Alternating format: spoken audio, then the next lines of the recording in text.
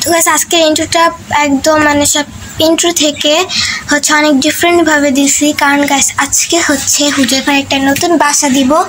আজকে হুজাইফার নতুন বাসায় বসে কিন্তু ইন্ট্রোটা দিচ্ছে, আর হচ্ছে ওর বাসায় বসে আজকে আমরা ফুল ব্লগটা করবো। ঠিক আছে, ঠিক আছে। এখন তোমার ব্লগটা তোমার বাসাটা দেখাবো। দেখাবো ঠিক আছে ঠিক আছে গাইস, এই দেখো হচ্ছে হুজাইফার বাসা। অনেক সুন্দর নাইস। দেখে যেন হুজাইফা খায় দায় ঘুরে সব কিছু করে। দেখো এখানে আবার দরজাটা লাগানো যাবে, এই যে দরজা দেখছো, এখানে হচ্ছে হুজাইফা থাকে। মনে হচ্ছে এখানে হচ্ছে বাইরে অনেক বৃষ্টি হইতেছিল, এই কারণে আমরা মানে নিচে গেছিলাম। দেখো জাস্ট দেখো নিচের অবস্থা, মানে আমাদের যে জাম গাছ, এই জাম গাছ থেকে সব জাম একদম পড়ে গেছে। এইখানে আমরা শুধু ওই পাশে আসতে পারবো, মানে গাছের জন্য দেখা যেতেছে না। একদম বৃষ্টির টাইম আসলে হচ্ছে একদম গাছ খালি হয়ে যায় আমাদের পুরো জামের। আর এখানে হুজাইফা দাদারা হচ্ছে দেখতেছিলাম যে এখানে জাম পড়ছে, আমরা এখানে কিছু জাম পাড়েও নিয়ে আসছি, আর হচ্ছে আর কিছু জাম আমরা কুড়াই নিয়ে আসছি। আর বৃষ্টির দিনে কিন্তু যে কোনো আম জাম কুড়াইতে অনেক মজা লাগে। আর এখানে আম কুড়াইতে যে দেখেন অবস্থা করে গেল, তুমি আম জাম কুড়াইতে যে অবস্থা কি হয়েছে দেখেন, একদম ভিজে চলে আসছে। তো এখন হচ্ছে মুসা ফ্রেশ করে বসে রাখছি, একটু পর বাবা আসবো চুল কাটাতে নিয়ে যাবে। হুজাইফার জন্য আমি আম কাটে নিয়ে আসছি, আর এখনো খাইতেছে না, রাগ করছে। নাও খাও, একটু খাও। ওকে আমি ভিডিও করছি যে ও হচ্ছে ভিজে চলে আসছে, এই জন্য ভিডিও করতে দেখে ও রাগ করছে। রাগ করছো তুমি? রাগ করো নাই? রাগ কমে গেছে? আমটা কেমন ছিল খাইতে? মজা। গাছ ট্রাস্ট মে আমাদের গাছের এই আমগুলো এত বেশি মজা, মানে কাঁচা থাকলে অনেক মজা লাগে, পাকা হয় যখন তখন তো গাছ কি বলবো, আর এত বেশি মজা হয়। আর এটা হচ্ছে একটা কাঁচা মিঠা, আমের জন্য অনেক বেশি মজা লাগে। দেখো আমাদের গাছের মাসাল্লাহ এবছর অনেক আম হয়েছে আর জাম হয়েছে। আরে দেখো তোমাদের দেখানোর জন্য জাম নিয়ে আসছে, এখানে কয়েকটা আসছে, বাকিগুলো হচ্ছে মানে ভর্তা বানাবো এখন। আর আমাদের জামগুলো এত বেশি টসটসা আর বড় বড় আর মিষ্টি, অনেক বেশি, তোমার দেখতেছই কত সুন্দর। আর এর জন্য হুজাইফার এই রুমটা কোথেকে আসছে, এই রুমটা হচ্ছে আমাদের নতুন ফ্রিজের কার্টুন আর কি।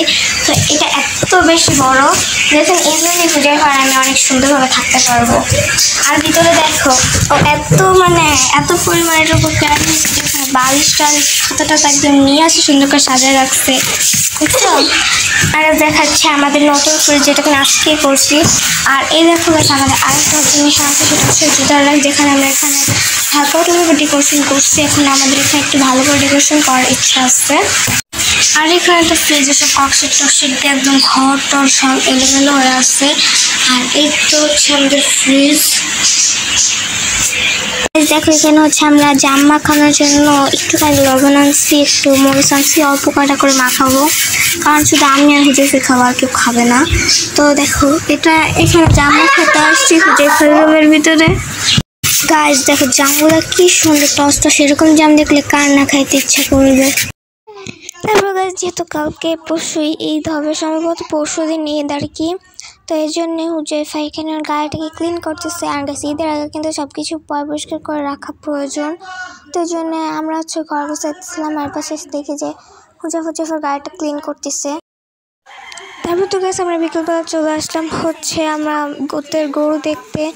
আর এই তো গরু বাঁধা গাছের সাথে মানে বসেছিল আর কি, হুজাইফা দেখে ভয় পেয়ে গেছে, মানে দাঁড়াইছে, এই জন্য ও বলছে যে নাকি ঘাস খাওয়াবে। তো মানে সামনে যেতে পারতেছিল না, ভয়ে ওকে আমি ধরে ধরে পাঠাইতেছি, কিন্তু যাইতেছে না, অনেক ভয় পাইতেছে।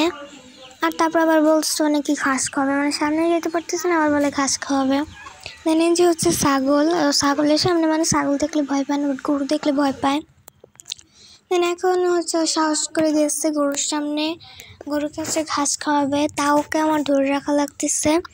দেন এখনও ফাইনালি একটু সাহস করে গরুর সামনে গেল, আর এখন গরুকে ঘাস খাওয়াতে। প্রথমে তো একদম টাইনে ধরে রাখছিল, মানে ও বুঝতেছিল না কি কী করবে, আর সোজা ছিল। তারপর ওকে বললাম যে তুমি এইভাবে করো না। আর সেই যে গরু, যেটাকে কিন্তু আমরা কালকে আর দেখতে পারবো না, কালকে ফিনিশ হয়ে যাবে। ঈদ মোবারক গাইস। তো সকালবেলা ঘুম থেকে উঠে এখানে হচ্ছে হুজাইফাকে গোসল টোসল করায় রেডি করাই দিতেছিলাম, আর এখানে কান্না করতেছে, নাকি যাবে না, মানে অনেক ঘুম আসতেছে। তারপর কাজ করবো আর যাওয়ার সময় আছে না ছিল। তারপর হচ্ছে টুপির পরে এখানে আতুরটা তো সব কিছু দিয়ে রেডি করে দিতেছে, মানে তাও কান্না করতেছে আর কান্না থামানো যেতেছে না কোনোভাবে। এখন একটু চুপ হয়েছে। দেন এখানে রেডি হয়ে যাচ্ছে, বাবার সাথেও চলে যেতেছে। আর কাছে যখন কেমন লাগতেছে তো সবাই কমেন্টে জানাবা। আর এখানে বাবারা যাওয়ার পরে মানে অনেকক্ষণ পরে আর কি বাসায় ছিলাম, বাসা থেকে নিচে নামাই এখানে দেখেছি এখানে গরু হচ্ছে কাটা হইতেছে, মানে গরু নামাবে। তো এখানে বাইরে হচ্ছে গরুটা ফালাইতেছে, কারণ প্রতিবার হচ্ছে ভিতরে করলে বাড়ির ভিতরে একটা গন্ধ হয়ে যায়, এই জন্য হচ্ছে বাইরে করতেছে। আর যেহেতু গরুটা বাইরে হচ্ছে দিতেছে এর জন্য ওই পাশে মোটরসাইকেল রাখে তারপরে ভিতরে আসছে বাবারা, মানে নিচে ছিল ওরা। আর এখানে হচ্ছে গরু মানে বাইরে দিতে হচ্ছে। এখন হচ্ছে আসসালামু আলাইকুম, ঈদ মুবারক।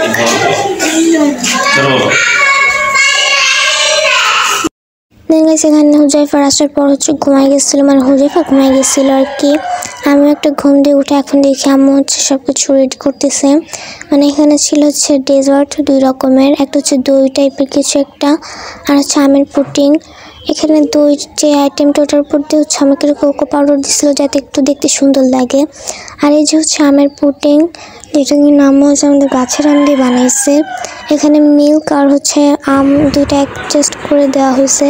আর এখানে হচ্ছে আজকে আমাদের দুপুরে খাবার আইটেম, এখানে ছিল গরুর মাংস, খিচুড়ি, শ্যামাই, তারপর হচ্ছে আমের পুডিং, দই, বেগুন ভাজা, ইলিশ মাছ ভাজা, স্যালাড আর অনেক কিছু ছিল। আর খাবারগুলো কিন্তু অনেক বেশি মজা ছিল।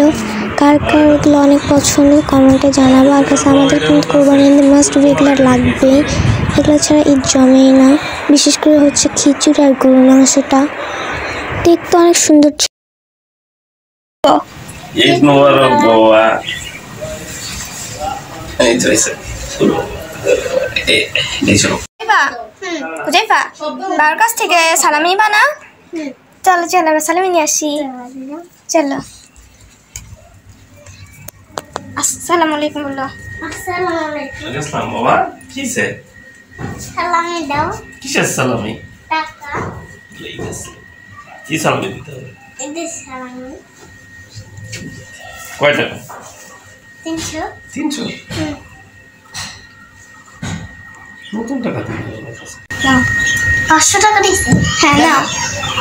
এই যে 500 টাকা। এটা কয় টাকা বলো তো? 500। তুমি খুশি? কি দিব সালামি? কেন, এটা তো ভালো টাকা না। বড় টাকা লাগবে? কত বড় টাকা লাগবে? বেশি বেশি। ঠিক আছে।